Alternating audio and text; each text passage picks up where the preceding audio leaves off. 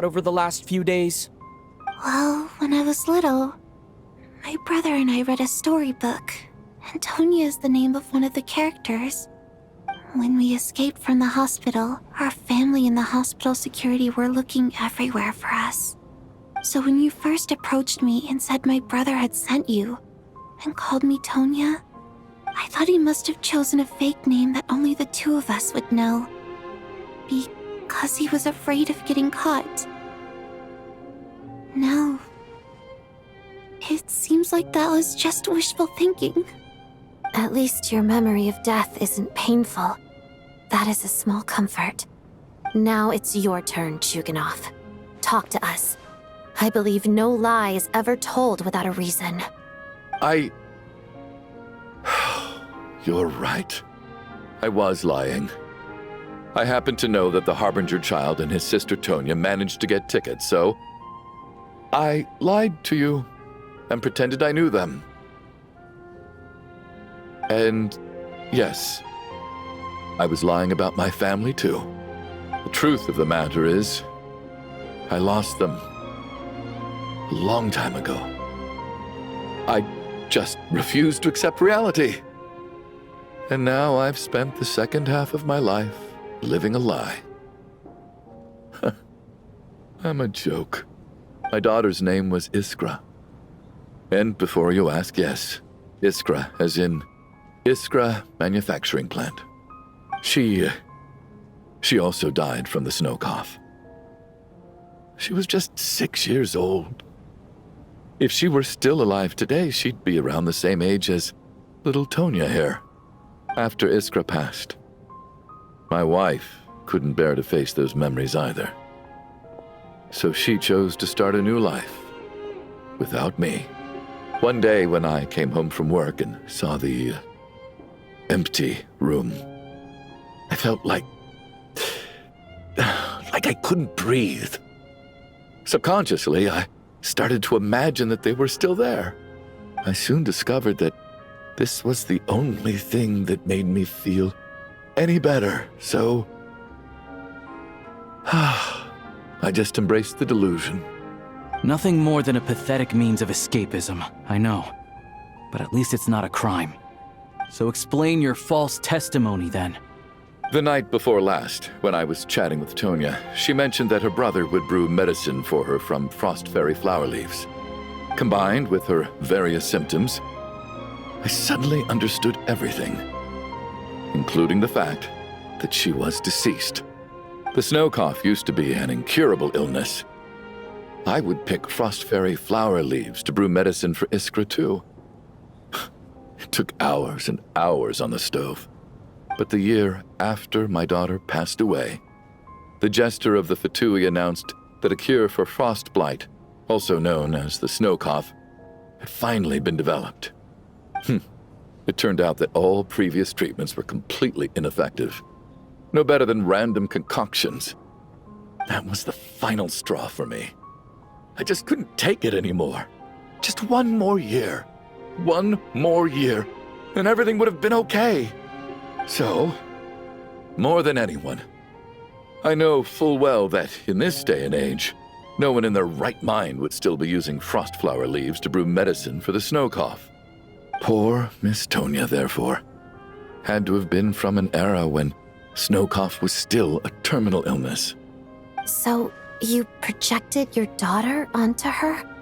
Even though you knew she was one of the dead?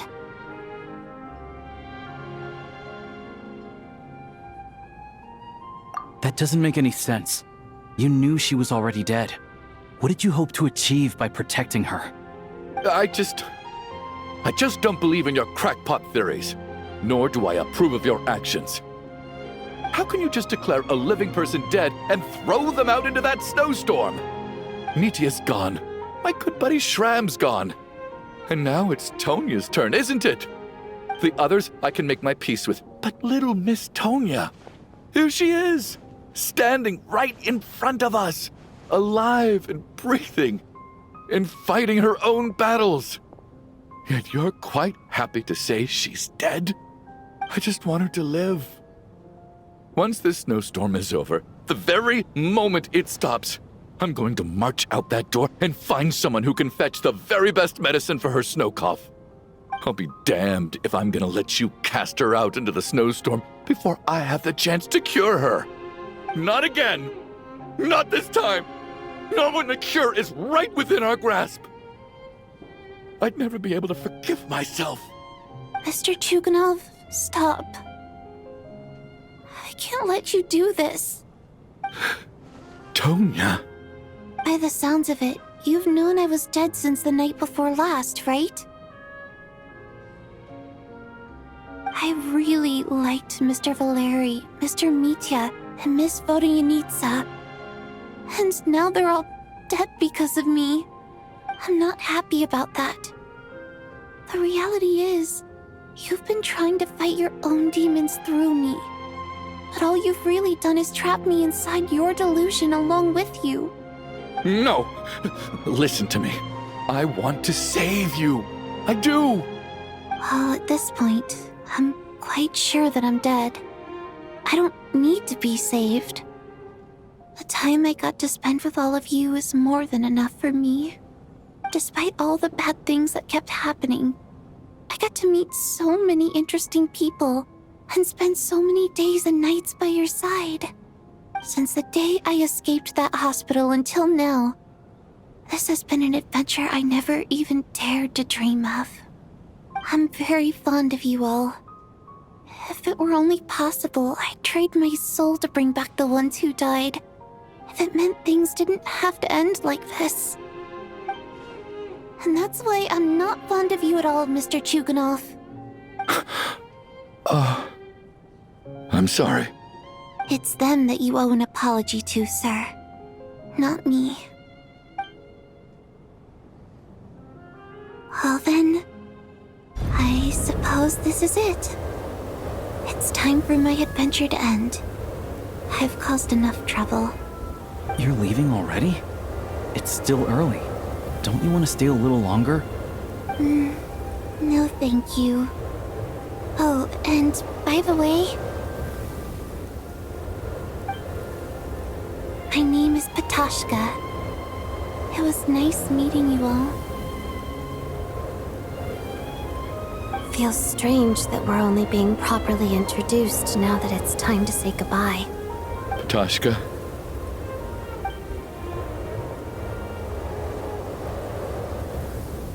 What are you doing, Chuganov? Are you crazy? Let me leave. I can't keep lying to myself anymore. In your dreams. Don't think you're getting off that easy when you had a hand in the deaths of so many people. The Fatui have honed quite an array of enhanced interrogation techniques since they were founded. Once we're out of here, Lelik will personally give you a taste of every last one.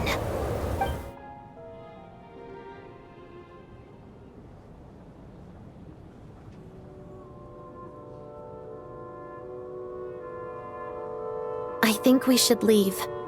I doubt this snowstorm is ever going to stop. For all we know, this storm might have destroyed all of Snezhnaya by now. Maybe even the whole world. Wait, we finally solved the mystery of the haunted theater today. Maybe let's at least try to enjoy tonight? Fair enough. I don't particularly feel like dying in Chuganov's company anyway. And yet you won't let me die first. Hey, Chuganov, on a serious note, if we do make it out of here, you should close down that factory of yours. A lot of people are freezing thanks to you. Is this really the time to be discussing my factory?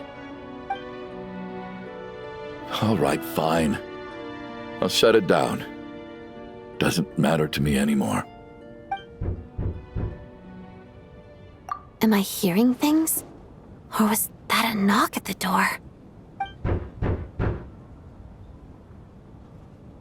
There it is again. But I don't understand. The snowstorm hasn't stopped, has it? Should we open the door? Is this it? Is this nightmare finally over?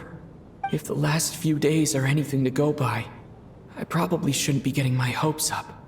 Whatever lies beyond that door at this moment, it could be something even more terrifying than everything we've been through so far.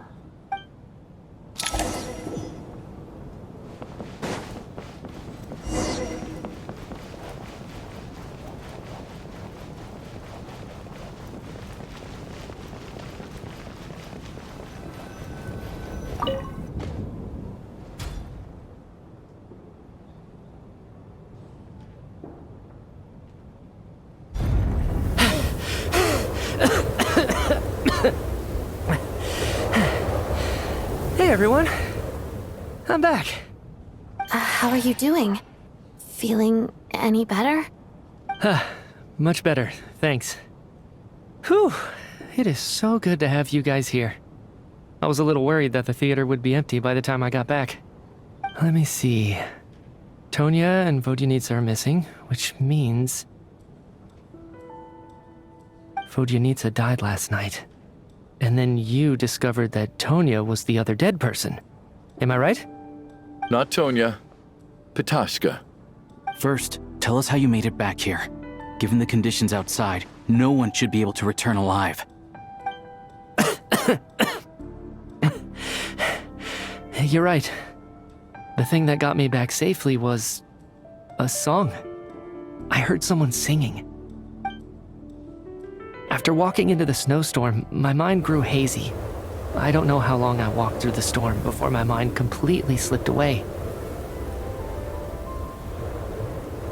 Then, suddenly, I heard the sound of singing. The voice instantly brought me back to my senses, and I regained consciousness. So I followed the voice, searching for the source of the singing. I searched and searched, until finally, just a few moments ago, there was the entrance to the theater, right in front of me. I've actually never performed this song in the theater before, because it has more of a ceremonial purpose for our people. It's not meant for the stage. It means something like, "May those we have lost watch over us, and follow this song back home in the night, so that we might be reunited once more." That must have been Vodyanitsa's Requiem. Who knew it actually worked? That song is meant to guide the souls of the dead. Mitya, that must mean that you... Huh. No kidding. Seemed like I guessed right then. This is what I've been so desperate to tell you about. When I first stepped out of the theater, I was still quite lucid. My memory of it is still pretty intact. I remember the outside world being completely different than what I'd expected. It was like this was a world where only the snowstorm existed. There wasn't a trace of any humans or buildings ever having been there. I don't know how else to describe it, except to say that it just didn't seem like the real world. And as for the Requiem, if I was guided here by Vodyanitsa's song, it can only mean that I must already be dead. And this is my soul, not my body. But I didn't experience a clear moment of death while I was out there. Nor do I feel any different now than before I walked into the snowstorm. You don't seem any different to me either. In fact, this is something I've been wondering about for a while now. If souls aren't physical, shouldn't they lack tangible form? Both Shram and Pitashka were clearly deceased, and yet their souls didn't look or feel like ghosts at all. They were visible, tangible, no different than you or me. This raises a truly terrible thought. Is that really what Mitya is suggesting?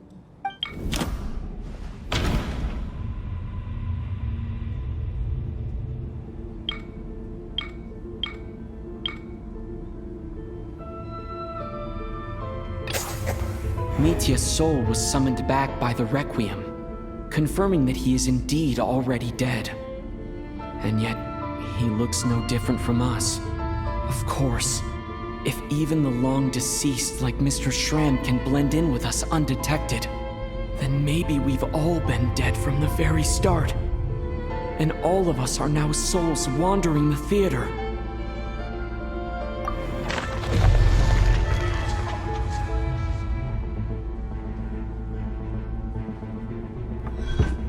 Yes,